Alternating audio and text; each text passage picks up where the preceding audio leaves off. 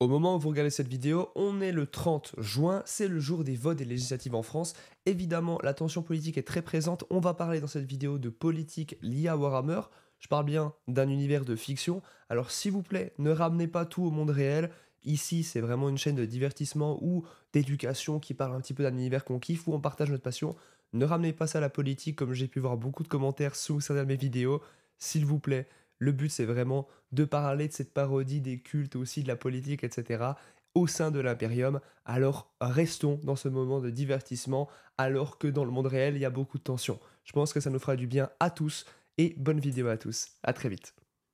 Dans chaque civilisation humaine, dans chaque coin perdu et redécouvert de la galaxie, il y a des démons. Certains de ces démons sont ceux que l'humanité s'est elle-même créés, d'autres encore proviennent de l'influence perfide et mal comprise du Xéno et de l'inconnu. Pourtant, certains, même si l'empereur a estimé qu'il était juste de nier d'en avoir connaissance, sont véritablement autre chose. Les démons sont réels et irréels. S'il y avait une leçon à retenir, c'est celle issue des événements tragiques de l'âge des ténèbres. Il est essentiel de partager cette connaissance, de la préserver et d'en tirer des enseignements, afin de pouvoir se préparer aux menaces de la galaxie et de tenter de dissiper les maux de l'avenir. Demeurer à présent dans l'ignorance, alors que la lumière dorée de l'empereur qui nous protégeait des ténèbres extérieures s'est tellement réduite, condamnerait non seulement le corps de l'humanité, mais son âme tout entière. La vérité impériale était la philosophie rationnelle et athée qui avait guidé la conquête de la vieille terre par l'empereur et la formation de l'impérium durant la Grande Croisade. En son cœur, la vérité impériale affirmait que l'univers était logique et que cette connaissance vaincrait la peur et apporterait la liberté suite aux terreurs de l'ère d'élu. Cette affirmation allait de pair avec la négation de l'irrationnel et du superstitieux, ainsi que l'abandon de la foi en des pouvoirs et des principes allant au-delà de la connaissance. Dans la Terra unifiée et dans l'impérium de l'humanité, il ne pouvait y avoir de mystère de l'âme, pas de sorcellerie, pas de Dieu. Ceux qui s'accrochaient à leur ignorance furent rejetés, leurs mensonges réduits au silence dans le rugissement du bûcher. Les terreurs du passé avaient grandi dans l'ombre de la superstition et de la fausse croyance. Si l'humanité devait survivre à sa renaissance, elle ne pourrait tolérer les illusions du passé. Qu'il y ait eu d'autres dimensions, des races étrangères et des mutants exerçant des pouvoirs psychiques n'a pas été nié, mais il a seulement été rappelé que tout cela était occulte. Le fait que certains puissent appeler ces phénomènes de la sorcellerie ou les attribuer à des dieux n'était que le symptôme d'une incompréhension. Avec une fondation basée sur les principes de la vérité impériale, l'humanité pouvait prétendre à la grandeur, et bien qu'elle ne soit pas destinée à durer, la Grande Croisade fut irréprochable dans ses méthodes et dans sa glorieuse élévation de l'humanité sur les espèces dominantes de la galaxie. Bien sûr, l'Imperium et l'Empereur utilisaient dans un certain degré l'irrationnel et le merveilleux. Le nouvel Imperium s'était développé à partir du passé, et aussi séculier soit-il, une grande partie de sa puissance et de sa nature s'exprimait d'une manière qui faisait écho au spirituel. Dans des pratiques telles que la prestation de serments du monde présent, les noms des divisions du pouvoir impérial et les symboles de ce pouvoir, l'Imperium s'enveloppait de vêtements d'autorité, tissés à partir de rêves aussi vieux que les dieux qu'il rejetait. Et l'humanité continua à croire à l'omniscience et à la bienveillance de l'empereur et à ses desseins, à travers la raison et la croyance, la foi envers la vérité impériale. Peut-être était-ce une béquille spirituelle, prévue par l'empereur dans sa sagesse, qui voyait les faiblesses du cerveau primitif de chaque homme et de chaque femme à son service, et reconnaissait qu'il ne pouvait que rejeter les démagogues et les pointifs de cette manière, qu'il ne pouvait détruire le spirituel qu'en utilisant le langage de la religion, en prêchant la foi de l'empirique et du rationnel.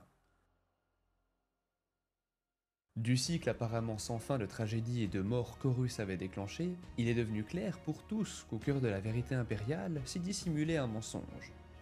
Ce grand mensonge, promulgué par l'empereur qui est à présent assis à tout jamais sur son trône, est celui d'une ignorance calculée et sciemment camouflée dans la doctrine de l'illumination. Ceux qui ont vu ce qui se cache réellement derrière les étoiles savent que le mensonge résidait là depuis le début, telle une lumière dans l'obscurité, même s'ils avaient peur d'y penser et n'osaient pas en parler. Le Warp est bel et bien vivant, et possède une sensibilité maligne, dont l'essence même est surnaturelle. Ces entités inquiétantes qui résident dans le Warp se rassasient des âmes des mortels. Ceux qui le savent doivent examiner les conséquences de ce silence et le prix qu'il a fallu payer à cause de ce grand mensonge. La première de ces conséquences peut paraître aujourd'hui comme la plus terrible, c'est celle de la rébellion d'Horus. En se détournant de la lumière de son père, Horus a non seulement apporté la ruine sur l'Imperium, Mais il a aussi permis aux êtres du Warp de passer de le royaume empyréen au nôtre. On dit qu'Horus était le primarque le plus proche de son père, et que l'empereur partageait avec lui toute sa sagesse. Cela ne peut être qu'un mensonge, mais Horus a pu apprendre le pouvoir de l'Immatérium d'une autre source. Sinon, l'empereur aurait seulement averti son fils des dangers des forces avec lesquelles il en était venu à conclure un pacte. Le primarque de la Légion des White Scars, Jagatai Khan, y a réfléchi lors de son retour sur Terra. C'est le fait d'avoir compris que l'empereur avait caché son but véritable à son fils préféré qui a conduit à la chute d'Horus. Dans l'esprit d'Horus, la suspicion qu'il n'était peut-être pas le favori de son père s'est enracinée. Après tout, mon frère Magnus connaissait mieux la nature du Warp, et Korak celle de l'obscurité de l'humanité.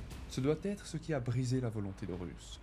Le capitaine Loken, un survivant d'Isvan III, dira les mots suivants. Ce n'est que la prise de conscience que l'empereur n'était pas infaillible, comme tous les fils l'apprennent de leur père, qui envenima le cœur d'Horus. Il est impossible de savoir à présent, car Horus est mort, et ses cendres ne révéleront plus rien. Et il y a d'autres conséquences déclenchées par le grand mensonge, et qui ont détruit le rêve de l'empereur pour l'Imperium. Des milliards de vies ont été perdues dans les purges nécessaires à sa dissimulation.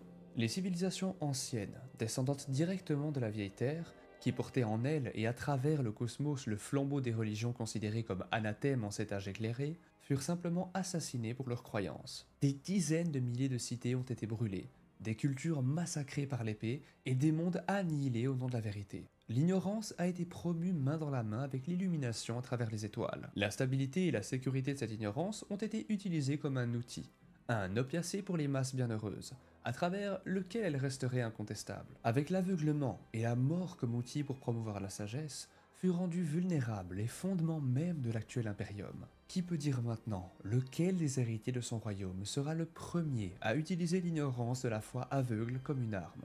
Il y a une dernière conséquence, bien plus grave, qui se révéla avec le temps. Alors que l'humanité avait obstinément souffert de la trahison et de la guerre civile, une plus grande guerre commença, et celle-ci allait détruire l'avenir de l'humanité. Après que le fils se soit retourné comme son père, et après que les frères s'affrontèrent tous, et que les plus grands défenseurs de l'Imperium furent mis à genoux, plus jamais la grandeur de la domination galactique que l'empereur avait destinée à l'humanité ne sera atteinte. C'est là que réside le problème. Car dans son ambition imprudente, Horus a mortellement blessé l'Imperium. La menace extraterrestre qui avait été repoussée pendant 2 siècles connut un sursis. De plus, le tissu même de la réalité avait été altéré, et des terreurs inconnues jusqu'alors tournèrent le regard vers l'humanité. Les Xénos et les démons ne pourront jamais permettre à l'humanité de récupérer sa force. Ils chercheront toujours à lui faire du mal. Car dans sa vulnérabilité, ils trouveront leur force. Dans l'état affaibli de l'Imperium, ses antagonistes s'approchent lentement, encerclant leur proie blessée comme les prédateurs de la vieille Terre. Bien que les savants remettent maintenant en question l'équilibre complexe et délicat des philosophies que la vérité impériale a mis en mouvement, on ne peut rejeter le projet de l'empereur. Il était sans doute conscient des hypocrisies fondamentales des principes de la vérité impériale. Il ne fait aucun doute que les êtres à l'intérieur de l'Empyréen représentent un danger pour l'Imperium. Chercher à supprimer leur nature, plutôt que d'éduquer ses sujets et nier l'illumination de l'ère des Lumières, n'a pas dû être une voie prise à la légère. On ne peut que conclure que l'empereur était conscient des risques et des dangers, et a opté une stratégie calculée pour protéger les siens pour son plus grand dessein. La nécessité du grand mensonge est question de quelques spéculations. Certains ont fait valoir que le but de l'empereur était de vaincre la mort, en excisant l'âme car la connaissance de notre fin causerait inévitablement notre perte.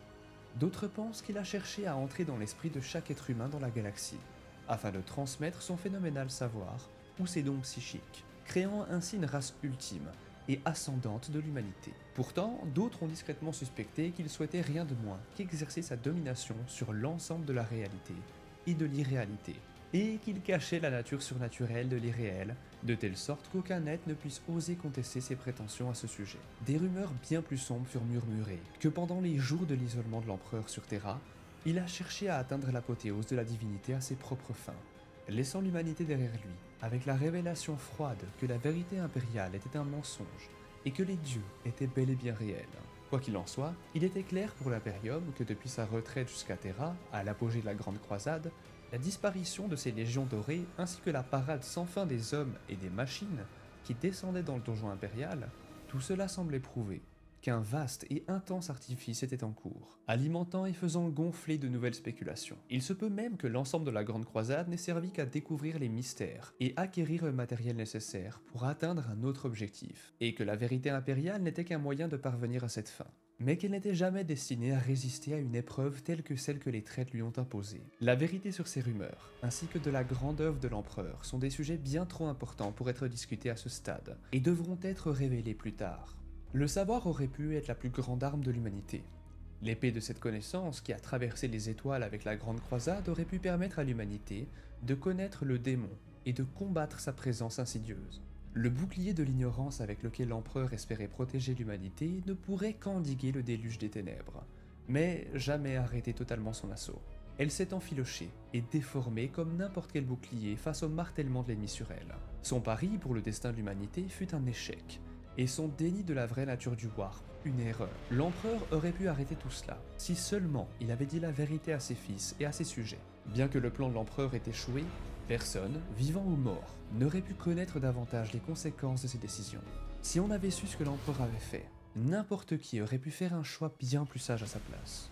Mais quoi qu'il en soit, personne ne peut être sûr de la solution ultime qu'il a prévue, seulement que la menace devait être contrée. Le devoir incombe maintenant à ceux qui ont les connaissances nécessaires pour protéger l'Imperium, ceux qui doivent éclairer l'humanité sur la nature et la menace du démon et de l'inconnu. En marge de ce travail sur les mérites d'une croyance unique en la vérité, je souhaite discréditer une théorie populaire en la qualifiant d'idiotie. Voyez-vous, je me moque de la notion primitive de démon. Je considère que les histoires d'êtres des ténèbres et du mal le plus pur et le plus noir ne sont rien d'autre que des créations exagérées des tyrans de la vieille terre, imaginées pour maintenir dans la servitude les plus vils des esclaves de l'humanité. Les prêches de faux prophètes, les prédictions des vizirs et les malédictions des vieilles sorcières ne sont que des méthodes comiques et dramatiques permettant aux faibles de paraître forts, et au moins que rien de s'attirer un respect immérité. Les colifichets et les charmes colportés pour éloigner ces esprits ne sont rien d'autre que les exploitations mercantiles des vendeurs d'huile de serpent. Tout cela, une économie du non-sens, est un exercice pour obtenir et maintenir le contrôle sur les faibles esprits. Qu'en est-il des histoires des dieux, de leurs miracles et de leurs rétributions? Dans les meilleurs des cas, il s'agit simplement de coïncidences attribuées à la divinité, d'espoir ou de désespoir inattendu, mis sur le compte de certains événements menaçants, mais non extraordinaires. Dans le pire des cas, il s'agit de comportements d'hystérie de groupe et d'hallucinations de masse, ou de symptômes de propagation d'infirmité mentale causés par l'héritage radiologique de Terra. Les paroles et les actes de soi-disant dieux tels que Magress, Abondance, Dagriel, Kurnatan et le roi contagieux sont des œuvres de fiction patente, imaginées dans l'esprit de fou. On ne peut pas non plus les faire apparaître de nulle part par des incantations orales ou des gribouillis de symboles enfantins.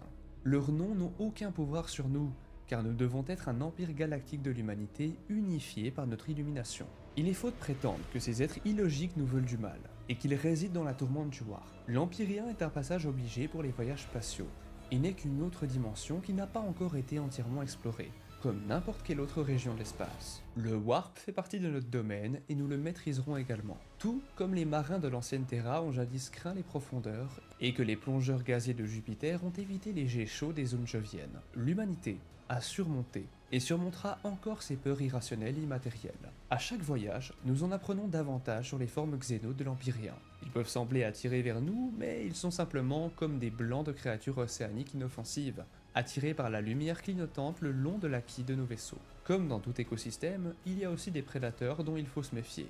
Mais il s'agit de simples étoiles qui chassent les bancs et qui n'ont aucune intention malveillante à notre égard. Je sais que les marins peuvent être superstitieux, et je dois donc le répéter. Il n'y a pas de démon dans le Warp. C'est l'une des nombreuses raisons pour laquelle la vérité impériale est si essentielle pour briser la peur qu'éprouvent les esprits humains face à toute cette immensité du cosmos. Sans elle, nous ne pourrions jamais quitter la lumière de Sol. Ce texte que je viens de vous citer est un extrait de l'essai nommé La vérité dans toutes ses œuvres, écrit par le philosophe rationaliste terrien Alastair Gundy. Gundy était l'un des premiers érudits de la vérité impériale, et a été l'un des premiers à contribuer à ses idéaux. Si la nature même du Warp est irréelle, la menace posée par le démon de l'ésotérisme dépasse le cadre métaphysique et s'attaque au fondement même de la réalité. Beaucoup choisirent de nier la réalité de cette menace, et pour eux, l'armure de l'ignorance fut brisée en même temps que leur fragile santé mentale durant les Résidorus. Pour ceux qui cherchaient à tenir les ténèbres à distance, les organisations établies au cours des années de la Grande Croisade par exemple, la menace contre laquelle ils se protégeaient était une préoccupation très pratique. Ces protecteurs intrépides auraient du mal à survivre dans les tumultes de l'irréalité, déclenchée par Horus et ses alliés, même s'ils revêtaient de l'armure énergétique de la connaissance et maniaient des armes puissantes sous la forme d'archéotechnologie et de psy-arcana. Ces armes d'origine ésotérique étaient à la fois réelles et irréelles, tout comme les sinistres habitants du Warp, et servaient à retourner l'arcane contre l'Empyréen. Cependant, ces armes puissantes sont à double tranchant, et l'Imperium souffrait des attentions de ses propres protecteurs. Durant la terrible période de l'histoire connue sous le nom de la Longue Nuit, le mal a atteint son apogée dans la galaxie.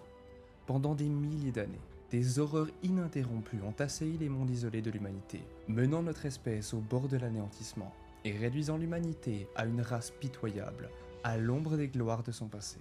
Cette ère d'horreur, perpétuée par des seigneurs vivisecteurs et des tyrans techno-barbares, a été marquée par les fléaux de la démence, le calvaire de la famine et la tragédie d'une guerre sans fin. La pire de toutes les terreurs auxquelles notre espèce fut confrontée fut l'incursion du Warp, provoquée par l'émergence du nombre toujours plus grand de Psykers et par les machinations des rois sorciers.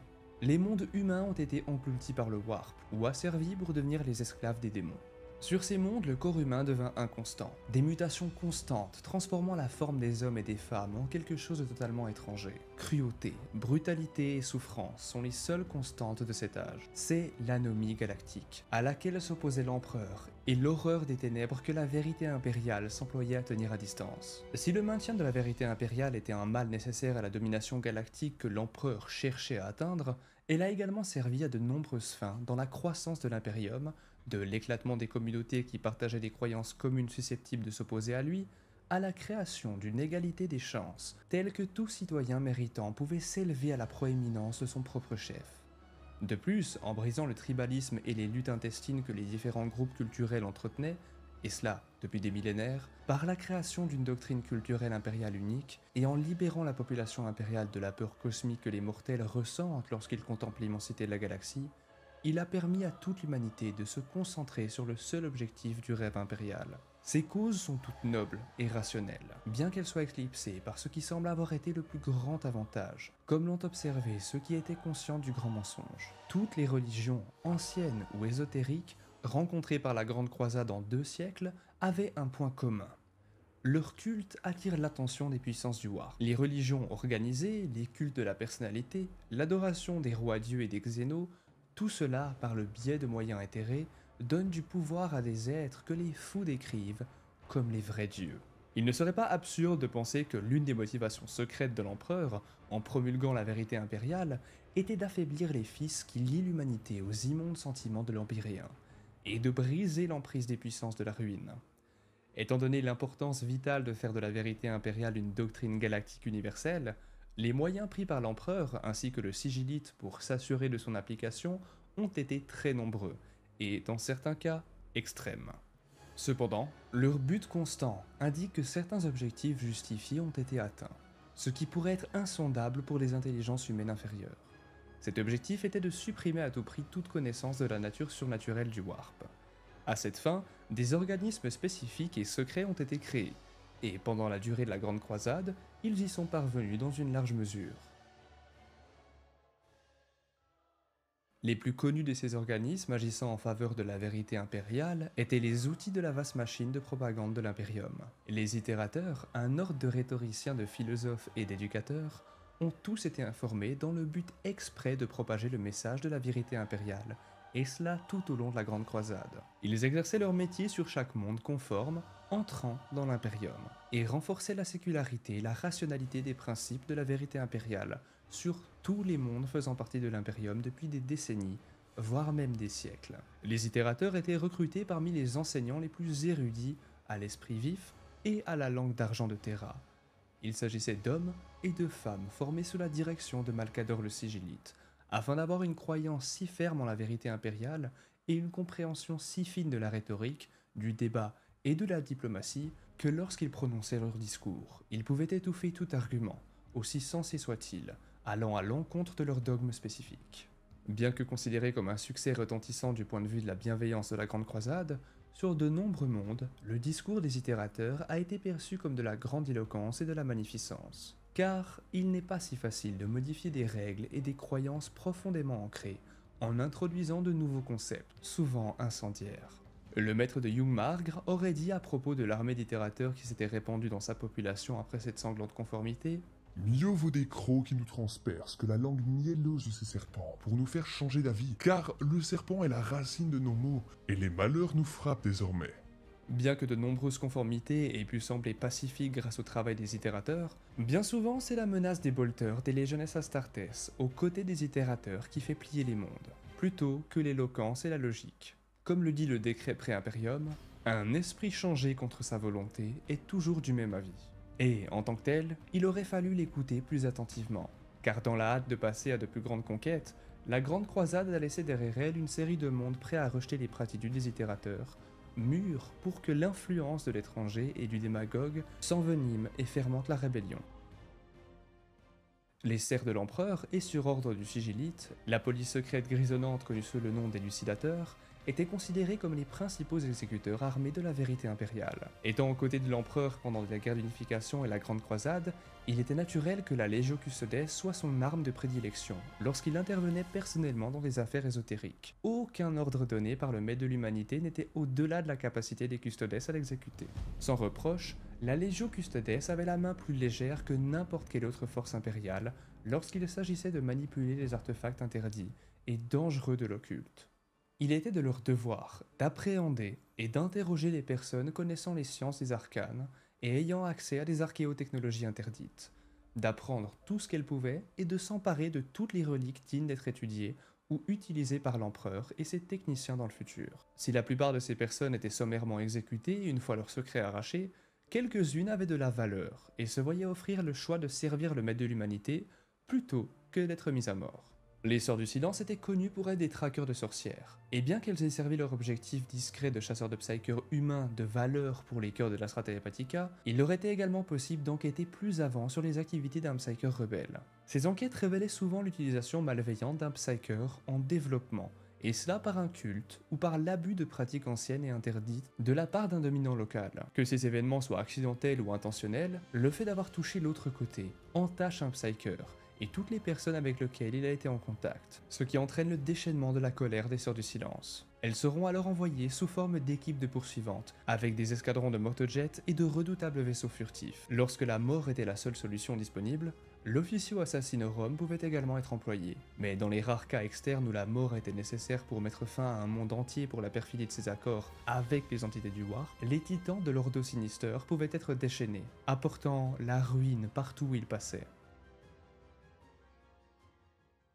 Les arcanistes historiques de Malcador le Sigillite ont identifié certaines similitudes d'aspect entre les créatures décrites dans les myriades de mythologies de l'ancienne Terra et les manifestations courantes des entités du Warp. Parmi les nombreux exemples d'attributs que les démons partagent avec les monstres des premiers temps de l'humanité, on trouve la soif de vivre des vampires, la cruauté gratuite des tigres et la puanteur rance des trolls. Il est difficile de savoir lesquelles de ces créations mythologiques étaient de simple fabrication, et lesquelles peuvent être véritablement attribuées aux démons. Au lendemain de l'hérésie d'Horus, de nombreux mystères ont été élucidés grâce à des recherches dans les archives du Sigillite. Dans l'archivum souterrain scellé d'Azur Locus, les archives conservaient les activités de la police secrète de Malcador, les soi-disant officiers de l'élucidation, ont été retrouvés corroborant des rumeurs longtemps rejetées, comme de simples propos alarmistes. L'Ordo Elucidatum, connu familièrement sous le nom d'élucidâtre ou d'intendant, avait deux fonctions. Ouvertement, comme contributeur apparent à la bureaucratie de la Grande Croisade, et secrètement, comme iconoclastes, censeurs et assassins. Au grand jour, les élucidateurs se déplaçaient librement parmi les flottes expéditionnaires de la Grande Croisade, agissant comme scribes de données pour les bureaux des itérateurs, futurs gouverneurs planétaires et recenseurs de l'administratum. Le travail de l'élucidatum était essentiel pour passer au crible et analyser les données recueillies auprès des civilisations nouvellement conformes, ainsi que de catégoriser, examiner et fournir des informations démographiques utiles à ceux qui commandent maintenant, ou alors à guider doucement la rhétorique requise des itérateurs pour assurer une transition plus efficace vers l'autorité impériale. L'accès illimité de l'ordre aux banques de données et de connaissances combinées de la Grande Croisade a joué un rôle déterminant dans l'objectif ultérieur de sa présence dans la galaxie. En analysant les données de recensement et en étant au courant des informations fournies par les ambassadeurs des mondes humains, nouvellement découverts, les élucidateurs ont pu déterminer le risque posé par les cultes religieux naissants ou réprimés après l'entrée en vigueur de la Convention. Ces informations facilitaient la poursuite de leur véritable objectif. L'objectif était très simple. Il s'agissait de l'assassinat des démagogues, de la destruction des textes proscrits et la suppression de toute personne ayant une connaissance ou un contact avec les manifestations du Warp. Le mandat détenu par l'Ordo Elucidatum était souscrit avec les sceaux du Sigillite lui-même, permettant aux intendants, qui étaient eux-mêmes des guerriers experts et hautement spécialisés, de prendre immédiatement possession de tout commandement militaire ou de tout bien dont ils avaient besoin, autres que les Legiones Astartes, les Space Marines, qui auraient tout autant pu mener leur mission, mais les Lucidatum voulaient le faire à leur manière. Ces missions étaient choisies et entreprises de manière indépendante, car le Sigillite avait recruté pour sa police secrète des guerriers très intelligents, issus des meilleurs ordres militaires du système Sol, et cela dans le cadre de ses premières initiatives visant à trouver des hommes et des femmes de nature curieuse, susceptibles de débusquer les traîtres, les adeptes, les sorcières et tous ceux qui étaient contaminés par eux. Les élucidateurs n'organisaient pas de procès, se fiant à la logique de leur vérité et à la perspicacité des informations qu'ils compilaient afin de sélectionner leurs cibles à, comme ils disent, élucider. Bien que peu de gens connaissent vraiment les exploits des élucidateurs, ils ont acquis une sombre réputation. Cette faction est responsable de l'incendie des temples avec tous leurs adorateurs encore blottis à l'intérieur, et des annihilations de castes religieuses dans les campagnes sauvages d'innombrables mondes. Leur nom est rapidement devenu synonyme de génocide. La police secrète de Malcador a été autorisée à utiliser la cératoxine. Mais alors qu'est-ce que la cératoxine ? Il s'agissait d'un agent neurotoxique dispersé pour s'assurer que l'esprit de tous les témoins d'une incursion immatérielle, qu'il s'agisse d'un homme, d'une femme ou d'un enfant, soit totalement effacé et placé au-delà de tout espoir de souvenir. Destin cruel, le destructeur de cerveau laisse ses victimes à l'état d'enveloppe flétrie, incapable de répondre à autre chose qu'à l'instinct autonome et aux signaux phototropiques. Leur atrocité ne se limite pas à l'assassinat de familles impériales entières, car, à mesure que la Grande Croisade progresse vers les confins de l'espace, les élucidateurs se chargent d'anéantir les nombreux premiers cultes de l'empereur au sein des flottes expéditionnaires. L'intendant devint un croque-mitaine, un gardien craint parmi tous les gens, parmi tous les peuples, résidant dans le ventre des vastes vaisseaux des guerres de la Grande Croisade. Les anciens allaient jusqu'à réprimander les enfants qui se conduisaient mal, en invoquant son nom. Si l'on avait fait confiance à l'humanité pour qu'elle connaisse l'obscurité extérieure et la rejette de son propre chef, l'Ordo Elucidatum n'aurait pas été nécessaire. Des milliers et des milliers de morts et de massacres d'innocents, simplement accusés d'association ou de croyances liées au Warp, sans procédure régulière, auraient pu être totalement évités. Leur nombre de meurtres est une contribution directe au coût du grand mensonge. On pense que la Légion des Imperial Fists a également été subtilement employée par l'empereur pour combattre la démonologie. La nature des Imperial Fists est celle d'une adhésion stoïque au devoir, une loyauté zélée inscrite au cœur de leur code génétique, ce qui les protège de la corruption. Bien qu'ils soient connus pour être ses parfaits défenseurs, leur but n'était pas seulement de défendre ses murs, mais aussi l'âme de l'Imperium. Pendant la majeure partie de la Grande Croisade, l'empereur a gardé la 7ème Légion et son primarque, Rogal Dorn, à ses plus proches côtés. Contrairement à son frère Magnus le Rouge, Dorn ne se laissait pas facilement convaincre de rechercher la connaissance pour elle-même, et on lui faisait confiance pour faire preuve de retenue et de prudence dans ses études. C'est pour cette raison que la rumeur veut que l'empereur ait partagé avec Rogal Dorn, pendant des décennies, des secrets dont seuls quelques individus avaient connaissance, permettant ainsi aux prétoriens de mieux comprendre la nécessité de la vérité impériale et l'urgence avec laquelle le véritable ennemi doit être combattu. Au cours de la Grande Croisade, les Imperial Fists ont défendu la vérité impériale avec un zèle passionné. En rencontrant des sorciers et des prêcheurs profanes, ils ont compris et pu identifier les faiblesses de leurs ennemis, et ont été les premiers à utiliser un arsenal de dispositifs Psi-Arcana capables de combattre l'influence du Warp. Au cours de la Grande Croisade, Rogal Dorn a accumulé l'un des plus grands dépôts d'arcanes de l'Imperium dans les vastes voûtes du Phalanx. Le Phalanx étant donc son vaisseau. Et les dépôts d'arcanes sont une ressource précieuse, cachée à ses frères, qui, bien qu'il ait été réticent à les utiliser, s'est avéré très utile lors du siège de Terra. La DevGuard a également joué un rôle dans l'application de la vérité impériale. Mortarion, dans sa haine de l'étranger et de sa sorcellerie, recherchait activement les mondes souillés parce qu'il percevait comme l'influence nauséabonde du Warp. Il n'agissait pas en tant que libérateur de Barbarus, son monde d'origine, mais plutôt en tant que faucheur. Le Seigneur de la Mort venait à la tête d'un os de destructeur de la 14e Légion, afin de récolter les âmes de ceux qu'il considérait comme malades. Les guerriers de Mortarion étaient parmi les premiers à faire un usage généralisé de la torche à balles et des munitions dites anti-psy ou psy-réactives. Pour Mortarion, La souillure de la magie warp était la plus mortelle et la plus incurable des contagions, et elle constituait un fléau maladif qu'il fallait éradiquer sans relâche et immédiatement.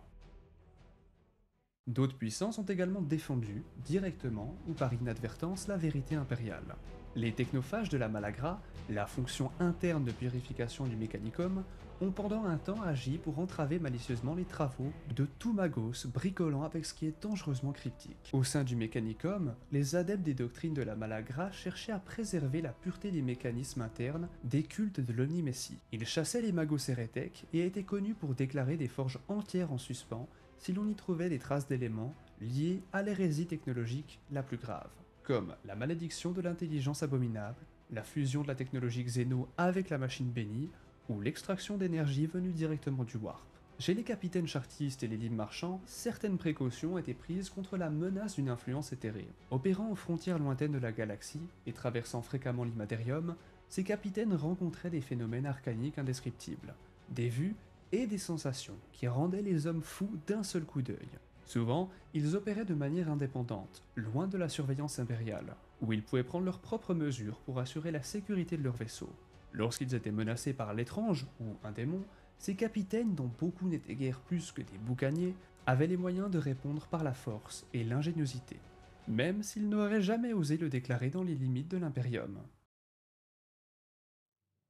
Durant les jours sombres de l'hérésie d'Horus, la puissance du Warp atteignit son apogée. Les entités du chaos qui s'y trouvaient étaient attirées plus près de l'étroite ligne de partage entre l'Empyréen et l'espace réel qu'elles ne l'avaient jamais été depuis l'ère des luttes. La connaissance de l'existence et de la folie de ce qui se trouve au-delà du voile atteignit son apogée parmi les mondes de l'Imperium. Que ce soit par une expérience de première main, de témoignages fiables, de sombres rumeurs, ou les bavardages frénétiques d'innombrables réfugiés en fuite, les citoyens de l'Imperium apprirent d'un seul coup que les démons qu'ils avaient si longtemps niés étaient en fait bien réels.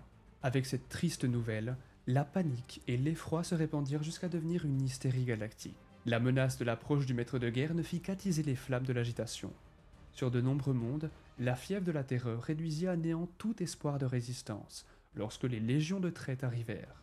Les gardiens de ces mondes étaient paralysés par la terreur ou avaient déjà pris la fuite. Le maître de guerre, Horus, avait compris le pouvoir de la peur et l'utilisait largement dans le cadre de sa stratégie de conquête. En envoyant ses émissaires à la tête de ses flottes, Horus fit connaître le grand mensonge de l'empereur, et il menaça de déchaîner les pouvoirs qu'il détenait afin de contraindre les populations à la soumission. On dit que les mondes perdus au profit du maître de guerre sont devenus sombres. Ce sentiment était à la fois figuré et littéral. Ces mondes cesseraient immédiatement tout commerce et toute communication avec leurs voisins, leurs ports spatiaux seraient bloqués et les cœurs astropathiques réduits au silence. Savoir que les cœurs astropathiques sont les moyens de communication intergalactique entre planètes, entre vaisseaux, et donc à grande distance. Le flot de réfugiés fuyant la rue des armées du maître de guerre se tarirait, et seuls quelques rares vaisseaux seraient autorisés à s'enfuir, transportant la peur comme une arme afin de briser d'autres nouveaux mondes. Parmi les réfugiés se trouvaient des agents du maître de guerre, qui s'insinuaient dans des positions visant à déstabiliser les systèmes stellaires voisins. Pour de nombreux observateurs, il semblait que les ténèbres de l'espace se rapprochaient de ces mondes perdus. S'ils finissaient isolés, ils allaient régresser à un état antérieur à l'illumination impériale. Les mondes forteresses de l'Imperium glissèrent dans l'obscurité et disparurent tout simplement, pour ne plus jamais être revus. De nombreux mondes ont été rendus stériles par les machines de guerre du maître de guerre. Leur population et leurs ressources ont été mises au service des flottes et des armées du maître de guerre. Les mondes industriels et les mondes forges furent capturés et leurs habitants réduits en esclavage pour poursuivre la production dans les conformités noires. D'autres mondes, jugés moins utiles ou plus résistants, ont été vidés de leur vie par des tirs atomiques redoutables ou par le virus dévoreur de vie. D'autres encore furent sacrifiés en masse afin de maintenir la puissance de la tempête de la ruine, ce qui est peut-être le sort le plus sombre qui soit.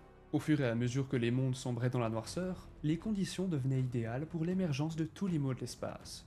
Les cargos remplis de réfugiés transportaient un creuset d'adorateurs d'anciennes religions, et pour la première fois sans doute, de nombreux cultes différents se mêlaient entre eux, chacun portant une partie d'un rituel noir plus vaste et plus complexe. La succession de mondes sombrant dans les ténèbres entraînerait des raz-de-marée d'émotions et de peurs, qui se répercuteraient à leur tour dans le Warp, entraînant des incursions démoniaques aveugles et à très grande échelle sur des dizaines de mondes. Dans toute la galaxie, les rebelles et les cultistes se débarrassèrent de leur prétendue conformité pour défier les gouverneurs impériaux. Et ces distractions pour les défenseurs loyaux ne firent qu'accélérer l'avancée d'Horus. Mais de nombreuses autres forces profitèrent de la faiblesse de l'Imperium. L'innommable roi allait réapparaître, tout comme la psychopathie du Tumash.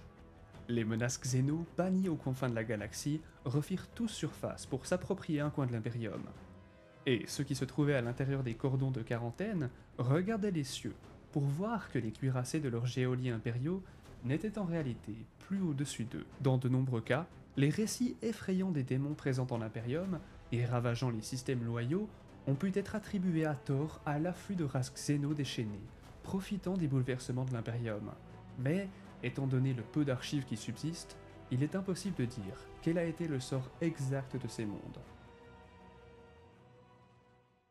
À cette époque, nombreux sont ceux qui se demandent s'il aurait été possible d'en faire plus pour endiguer la panique grandissante. Les forces des légions étaient dispersées dans l'immensité de la galaxie, et les légions tentaient de mener des campagnes de guérilla afin de contrôler l'avancée des ténèbres, mais ils ne purent guère la ralentir de manière significative. L'immense puissance martiale de l'armée impériale était divisée en deux, répondant à 1 million d'appels à l'aide ou se consumant dans des luttes intestines. Les garnisons planétaires avaient du mal à faire face au déluge de réfugiés et se méfiaient rapidement de leurs voisins, la méfiance l'emportant sur la compassion grâce aux artifices du maître de guerre. Chaque planète pouvait être un ennemi, alors qu'ils faisaient autrefois partie du même impérium et d'une même foi liée envers et pour l'empereur. Les défenseurs impériaux étaient désorganisés. Des voix s'élevèrent pour demander où se trouvait l'empereur et ses agents de l'illumination. Ceux en qui l'on avait le plus confiance et dont on avait le plus besoin pour tenir les ténèbres à distance, en ces temps difficiles pour l'Imperium. L'empereur avait regagné son siège sur Terra après le triomphe du Lanor, confiant à son fils élu, Horus Lupercal, le soin d'achever la Grande Croisade, tandis qu'à l'insu de l'Imperium, il était plongé dans sa grande œuvre. La population a pu avoir l'impression que tout au long des années de l'hérésie d'Horus, il n'était pas conscient ou ne se souciait pas du sort des milliards d'âmes qui cherchaient la délivrance auprès de lui. Et le poids de cette perception a engendré le désespoir. La vérité est cependant bien plus effrayante, car les secrets de la porte de l'éternité étaient de la plus haute importance, retenant toute l'attention de l'esprit indomptable du maître de l'humanité, ne lui laissant aucun répit pour tourner son regard vers les étoiles. Avec lui, ses plus proches soldats se retirèrent sur Terra, jouant peu de rôle dans les guerres de l'hérésie d'Horus et s'occupant plutôt du corps de l'empereur et de l'exécution de sa volonté secrète. La Légion des Impérialfistes et son primarque retournèrent également sur Terra, et ils furent chargés de fortifier Terra, le monde trône. Au-delà de la lumière de Sol, les Impérialfistes jouèrent un rôle déterminant dans la défense des zones centrales de l'Imperium, au sein du segmentum solar, où ils surveillaient au moins le flux des rumeurs et rassuraient les gouverneurs des planètes isolées en leur montrant qu'ils n'étaient pas oubliés. Ces efforts ont souvent été sapés lors des premières étapes de ce qui allait être connu sous le nom de guerre solaire. Il s'agissait d'une campagne de détournement et de manipulation calculée, dont tout l'objectif était d'affaiblir le siège du pouvoir de Terra avant l'arrivée du maître de guerre. Les mondes forges du Mechanicum, toujours jaloux de leur domaine, sont devenus isolationnistes et reclus, hors de portée de Mars et de Terra. Le destin de l'ordre fanatique de Malagra est lié à la révolution du Mechanicum noir, et comme de nombreux maîtres des mondes forges, ils ne s'intéressaient guère à la situation de l'Imperium au sens large, étant donné qu'ils étaient occupés par la division du Mechanicum et le schisme de Mars. Les capitaines chartistes et les libres marchands de la galaxie se firent connaître de bien des manières, arrivant sans se faire remarquer pour aider l'Imperium, ou dans leur incrédulité et leur choc, laissant éclater leur colère à l'idée d'une guerre civile, punissant à part égale les forces de l'empereur et celles du libre marchand. C'est ce qui s'est produit lorsque la flotte d'or a brûlé le ciel de Talarn et que l'amirauté de Joss a détruit la lune de Rus 24. De nombreux libres marchands auraient également contribué des deux côtés de la mer de feu. L'engagement dévastateur de la guerre du vide dans la légion de Beta Garmon, dans l'ensemble, leurs forces étaient trop éloignées des mondes principaux qui avaient besoin de leur aide, trop dispersées pour avoir un impact concerté sur la guerre au sens large et trop peu nombreuses pour renverser la vapeur. Quant à l'ordre Elucidatum, Horus connaissait sa présence au sein de la Grande Croisade. En bon général, il avait observé très tôt que certains régiments de l'armée impériale s'écartaient de leur progression ordonnée afin de poursuivre des objectifs jusqu'alors inconnus. Et il avait remonté la piste jusqu'aux organisations du Sigillite. Lorsqu'il a voulu purger ses vaisseaux des itérateurs, des commémorateurs et des bureaucrates impériaux, il n'a pas sous-estimé les élucidateurs, chargeant son écuyer Malogurse de les exterminer. En dehors des flottes de traîtres, les élucidateurs se retrouvèrent dépassés par leur travail, car la naissance de la tempête de la ruine donna naissance à d'innombrables nouvelles cibles, bien au-delà de la capacité de l'ordre à y faire face seul, en particulier lorsque les éléments de l'armée impériale, sur lesquels ils s'étaient appuyés, étaient retranchés dans la guerre sur de multiples fronts. Les élucidateurs se sont fragmentés au fur et à mesure que l'âge des ténèbres avançait, leur destin étant inconnu et non étudié. D'après les écailles asymétriques, nous pouvons déduire que des dizaines d'élucidateurs répartis dans les flottes expéditionnaires étaient en fait des agents doubles de l'Alpha Légion, et, au début de l'hérésie d'Horus, ils ont été rappelés à d'autres postes inconnus. En 012.M31, l'ordre Elucidatum a été officiellement dissous par le Sigillite, et les documents attestant de son existence ont été effacés. Les quelques intendants qui survécurent pour retourner auprès de leur maître de Terra ne furent pas considérés comme des héros ou des méchants, mais furent discrètement incorporés dans différentes agences secrètes. Car Malcador avait toujours besoin d'hommes et de femmes ayant fait leurs preuves et possédant des compétences particulières. Les écailles asymétriques nous parlent du pacte conclu entre l'Alpha Légion et une force étrangère, sous la forme d'une cabale de races extraterrestres psychiques censées servir les intérêts de la galaxie, et par extension, de l'humanité. Cependant, les relations entre l'Alpha Légion et la cabale étaient peu connues jusqu'à ce qu'un légionnaire Alpha se rende à la 7ème Légion, et cela quelques semaines après le siège de Terra. Il ne donna aucune information lors de son interrogatoire, si ce n'est son nom, qu'il donna comme étant Alpharius, et son but était de raconter un certain nombre d'anecdotes à l'Imperium, dont certaines faisaient allusion à la relation de l'Alpha Légion avec l'occultisme. N'apportant rien de plus, le Space Marine désigné comme le prisonnier 70 fut exécuté pour trahison. Il s'agissait là d'un témoignage de cette nouvelle ère vengeresse et impitoyable. Il n'existe aucun moyen d'étayer les récits de ce guerrier. On soupçonne que tout ce qu'il a raconté n'était qu'un mensonge. 70 disait de sa légion qu'au moment même où le jugement de Nicaea avait été prononcé, elle l'avait totalement ignoré et n'arrêterait jamais de le faire sans remords. Son intention n'ayant jamais été de se plier. L'Alpha Légion se considérait comme au-dessus de telles directives, estimant qu'elle possédait les connaissances et la maîtrise nécessaires pour s'affranchir de toute restriction.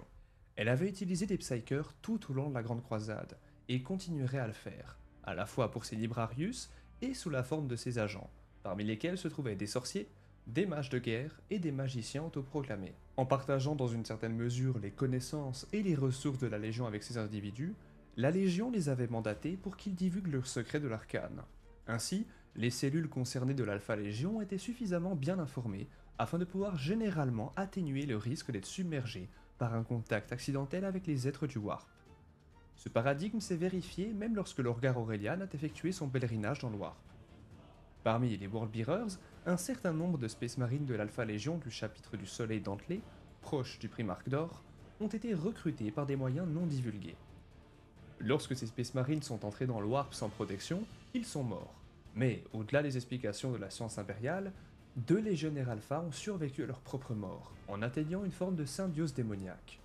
Selon 70, ils furent détectés et chassés par des entités non naturelles qui n'étaient que vaguement considérées comme des légionnaires Worldbearers. Seul un légionnaire de l'Alpha Légion s'est échappé, retournant à sa légion pour partager la connaissance de son nouveau pouvoir, se soumettant lui-même à l'interrogatoire et à la vivisection.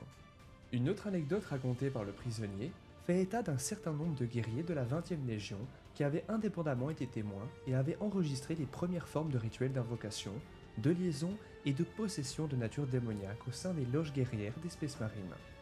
Bien que l'Alpha Légion n'ait pas eu besoin de ses propres loges, elle en a infiltré plusieurs dans d'autres légions traîtresses. Sous la tutelle des soi-disant diabolistes de la Légion Worldbearers et des maîtres des loges des Sons of Horus, ils apprirent l'utilisation des sacrifices humains, mais aussi de la nécessité des cercles d'invocation, la gravure des runes, les magies du sang et l'extraction d'une âme du corps d'un légionnaire, afin de permettre à un nouvel esprit de remplir son vaisseau. Ces infiltrés continuaient à rassembler les connaissances et à pratiquer les rites qu'ils avaient appris, jusqu'à ce qu'une fois leur mission achevée, ou à la suite d'un autre signal de commandement, ils reviennent pour se réunir avec l'ensemble de l'Alpha Légion et faire part de leurs découvertes à leur primarque. Pour l'Alpha Légion, l'utilisation des Psykers n'était qu'un moyen d'arriver à ses fins. Le Warp était considéré comme de manière rationnelle, comme une source d'énergie dont l'utilisation entraînait un coût égal et opposé. Les pratiques de sorcellerie et de démonologie n'étaient que des outils dans leur arsenal de l'Empyréen. Même après avoir découvert les énigmes les plus profondes du Warp et les dieux malins, la majorité de l'Alpha Légion continua à manier ces arcanes avec rationalité et non avec révérence. acceptant les risques comme faisant partie de la sinistre équation du sacrifice et de la préservation. De nombreux légionnaires se sont portés volontaires pour devenir possédés dans le cadre d'expériences visant à améliorer les connaissances de la Légion. Et en fait, pour être déployés au combat, mais Septante a fait comprendre à ses interrogateurs que ces légionnaires n'ont jamais reçu le statut de démon ou d'étranger, devenant simplement un nouveau maillon fonctionnel de la chaîne ininterrompue de la Légion. Découverte pendant la tumulte de l'hérésie d'Horus, de nombreuses légions, qu'elles soient traîtresses ou loyalistes, contenaient des ordres secrets. Ces ordres ou loges auraient été propagés par les Worldbearers durant la Grande Croisade, et partageaient de nombreuses caractéristiques et rituels associés aux activités occultes. Bien qu'elles aient prétendu être de simples fraternités guerrières visant à créer des liens de fraternité entre les légionnaires, quel que soit leur rang, les loges guerrières étaient utilisées par le maître de guerre pour cibler les Space Marines de toutes les légions qu'il pouvait manipuler, afin qu'ils lui jurent fidélité avant tout le monde, qu'il s'agisse de leur géniteur ou de l'empereur. Au fur et à mesure que l'hérésie d'Horus progressait, les guerriers de ces loges furent les premières parmi les légions traîtresses à être initiées au mystère du Warp par les Worldbearers, et les premières parmi leurs frères à connaître et à communiquer avec les alliés d'Horus, au sein de la tempête de la ruine. Étant donné la haine véhémente de Mortarion pour les Psykers, les sorciers et les arcanes, il semblerait contraire à ses propres intérêts d'avoir rejoint Horus et les forces de la tempête de la ruine pour semer le désordre dans l'Imperium, sans parler de l'utilisation de ses pouvoirs pour parvenir à ses propres fins. On sait peu de choses sur les sentiments personnels de Mortarion, concernant cette hypocrisie perçue pendant l'âge des ténèbres, bien que des voix se soient élevées pour spéculer et condamner à la fois. Cependant, ses fils qui nient que Mortarion ait pu tomber si bas et si vite ont continué à faire preuve d'une loyauté lassée. Plus tard, le capitaine Nathanael Garro, anciennement de la Death Guard, a laissé entendre qu'il devait y avoir une lutte interne au cœur du Seigneur de la Mort, car en se ralliant au maître de guerre, il s'était allié à tout ce qu'il méprisait. Selon Garro, il était possible que Mortarion ait contribué à saper les pouvoirs obscurs de la tempête de la ruine, alors qu'il était l'allié le plus proche et le plus fidèle du maître de guerre. Peut-être Mortarion a-t-il continué à agir en faveur de l'Imperium, émoussant le tranchant de la lame portée par le Warp qu'Horus cherchait à brandir. Le capitaine Chrysos Mortug, une voix fiable en ce qui concerne son primarque, a suggéré avec espoir que Mortarion aurait éprouvé des remords à se ranger du côté d'Horus. Mortarion voulait simplement retrouver les jours plus purs et enivrants de la Grande Croisade, où il s'est battu aux côtés de son vénérable frère Ferrus Manus, le primarque des Aeronens. Cependant, si l'on en juge par les séries de trahisons commises par la Death Guard au cours de ces années noires, la Légion de Mortarion était un ennemi suffisamment dangereux pour l'Imperium, sans la menace supplémentaire du démon.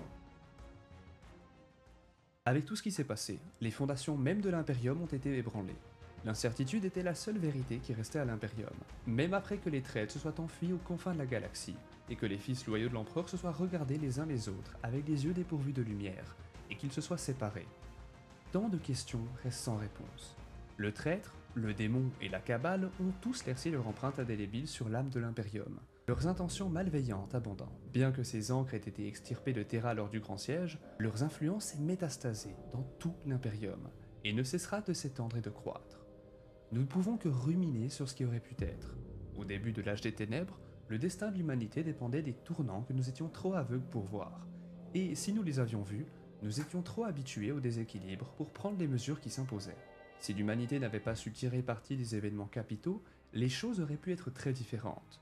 Si seulement Roboute Guilliman avait appris l'existence d'Isvan avant le rassemblement de Calf, si seulement l'ange et sa légion s'étaient envolés de Cygnus avant d'être mêlés au cataclysme de ce monde, si seulement Magnus n'avait pas fait la guerre avec une telle concupiscence qu'il avait brisé l'édit de Nicaea, si seulement le Khan avait eu une plus grande place dans le royaume de son père, si seulement Alpharius et son insondable légion avaient tracé leur propre voie, indépendamment des ordres du maître de guerre et de la cabale, pour sauver l'Imperium grâce aux connaissances qu'ils possédaient. Si seulement Horus avait gagné sa guerre, et que la souffrance perpétuelle de l'humanité avait été évitée. Ce sont là les spéculations des endeuillés, et la culpabilité des survivants. Au lendemain du Grand Siège, Terra fut privée de ses gardiens post-humains, dont la plupart quittèrent Sol en pleine nuit, pour ne peut-être jamais revenir, poursuivant les traîtres jusqu'aux confins de la galaxie. Parmi ceux qui restaient, Rogal Dorn, le primarque des Imperial Fist, ruminait, contemplant le destin de l'humanité. Le seul qui restait à vivre dans le rêve de l'Imperium. Il vivait dans un chagrin fragile, prompt à se transformer en rage dans ses tentatives de reconstruction de l'Imperium, bien qu'il luttât pour trouver une pierre assez grande pour emplacer une antre dans les décombres. Dans les salles des banquets de la haute sphère de Terra, Roboute Guilliman a fait étalage de sa force, sa légion n'ayant pas été ensanglantée sur le sol terranien. Il courtise la noblesse et les futurs dirigeants de l'Imperium, façonnant la propagande de la prochaine ère. Chacun d'entre eux a montré la faiblesse de sa nature, et on s'est méfié d'eux à juste titre. Terra est un monde qui résonne des peurs d'une population laissée à jamais dans la crainte de ses protecteurs. Elle regrette le jour où l'empereur a fait confiance à ses fils, même si, en désespoir de cause, elle se tourne encore vers eux, plutôt que vers les hommes et les femmes qui ont vu beaucoup de choses et se sont sacrifiés encore plus, et qui pouvaient pourtant les sauver. Laissés à l'abandon pendant des années dans les ruines du palais impérial, les survivants condamnent l'empereur pour des mensonges, et pour avoir tenté d'endiguer l'inéluctabilité de l'avenir. Avec la sagesse du recul, nous constatons que l'empereur a créé ce qu'il cherchait à détruire, les conditions parfaites pour que des puissances perfides et ruineuses triomphent dans sa galaxie. Nous condamnons Horus pour son orgueil et son ambition qui ont ouvert à nos ennemis une porte qui ne pourra jamais être refermée. Sa mort sera sans conséquence, car une éternité de guerre et de méfiance nous attend. Nous craignons à présent que les futurs seigneurs de Terra ne cherchent à taire la mère vérité, et ne refusent à l'Imperium la sagesse qui pourrait le sauver. Nous désespérons également que même les connaissances que nous possédons ne puissent nous libérer de la damnation. Nous nous lamentons tous sur l'avenir incertain de l'Imperium. J'espère que cette vidéo vous a déjà plu, et il faut quand même que je vous dise que les formats fond vert vont revenir un peu plus fréquemment étant donné que j'ai beaucoup moins mal au dos, je m'étais un peu blessé, j'ai un dos très sensible, je vais vous épargner les détails, mais les formats fond vert vont revenir car il y a beaucoup de nouveaux sponsors qui sont arrivés sur la chaîne, comme vous le savez, il y a Elegoo qui est arrivé récemment, une nouvelle vidéo va arriver grâce à Elegoo justement qui sera sponsorisée, toutes les personnes qui passeront par les liens évidemment ça soutient énormément, il y a Oli évidemment le plus grand partenaire etc, ça rien ne change, MyHobbyPlace vous connaissez, mais ça me permet en fait de vraiment retrouver des gens avec qui bosser. Je suis en train d'essayer d'augmenter l'équipe avec qui je travaille pour essayer de faire plus souvent des vidéos plus quali. Et on va ouvrir une nouvelle chaîne aussi de musique qui va arriver très prochainement. Vous aurez toutes les informations, tous les liens sont toujours dans les descriptions de chacune des vidéos. N'hésitez jamais à faire un petit tour, vous aurez plein d'informations, les réseaux sociaux comme Instagram, le Discord si vous voulez aussi participer à des concours de peinture qui sont là tous les mois. Vous pouvez gagner jusqu'à 50 € sur le partenaire de la chaîne MyHobbyPlace. C'est une manière simplement de faire un échange de bons procédés. Pour toutes les personnes qui passent par mes liens, moi justement je touche quelque chose, c'est mon salaire, et donc je vous redonne un petit quelque chose avec un petit concours de peinture, ça fait un live tous ensemble, et j'adore partager ces moments de live où on discute de peinture, comment améliorer les choses, comment changer sa vision de la peinture, s'améliorer pour ne pas psychologiquement se dire qu'on est mauvais, et justement toujours se dire qu'on peut améliorer tout ce qu'on fait. C'est comme la chaîne YouTube, toujours on peut améliorer les choses, et je veux garder ce côté très positif sur ma chaîne et très joyeux et très positif sur le long terme quoi. C'est quelque chose de très important pour moi et je trouve ça très sain, et l'environnement qu'on a dans la communauté, dans la chaîne, dans les lives, c'est merveilleux. Alors je tenais à vous remercier, je suis très reconnaissant d'avoir une communauté aussi cool et aussi présente qui me soutient autant. Je pense que très peu de communautés passent autant par les liens. Les statistiques sont assez folles les gars. C'est pas pour rien que les sponsors sont encore avec moi et je suis totalement transparent, vous le savez, par rapport à l'argent, et je gagne bien ma vie certes. Mais bon, j'investis quand même 500 à 1000 balles par mois facilement, donc je mange avec le minimum. Mais j'investis beaucoup, comme vous le savez, pour la gamme de figurines, etc. Et je suis en stress par rapport à ça, j'ai trop hâte de vous sortir les figurines. Je croise vraiment les doigts et j'espère que ça vous plaira. J'ai hâte de vous sortir ça cette année. Malheureusement, je pense que ce sera pas possible en août parce que j'ai eu pas mal de soucis financiers avec la Suisse, vous savez, avec le déménagement et tout le bordel, et des gros soucis avec les assurances. Donc je pense que ce sera un petit peu décalé. Peut-être, on va dire entre août et fin d'année jusqu'à décembre peut-être. Je veux pas donner une date exacte parce que sinon je vais faire une fausse promesse. Donc au plus tôt en août et peut-être jusqu'à décembre. Voilà. Prenez soin de vous, on se retrouve très bientôt pour une nouvelle vidéo. Si vous aimez ce que je fais, n'hésitez pas à vous abonner, à liker, vous commentez votre opinion, vous donnez votre avis comme d'habitude. Et surtout prenez soin de vous, restez comme vous êtes et prenez soin de votre santé. À bisous les gars et à bientôt.